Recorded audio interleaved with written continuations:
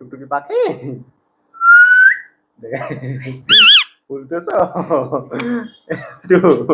কথা শিখছে কিন্তু কো একা একা বলে কথা দিয়ে রাগ হয়ে গেছে রাগ হয়ে গেছ মিকো রাগ হয়ে গেছে শীষ দাও তো শীষ দাও এই দেখছেন কত সুন্দর শীষ দেয় সে মিঠু মিঠু মিঠু আসো তো তোর মিঠু মিঠু আসো দেখেন হাসতে যাইতেছে কিন্তু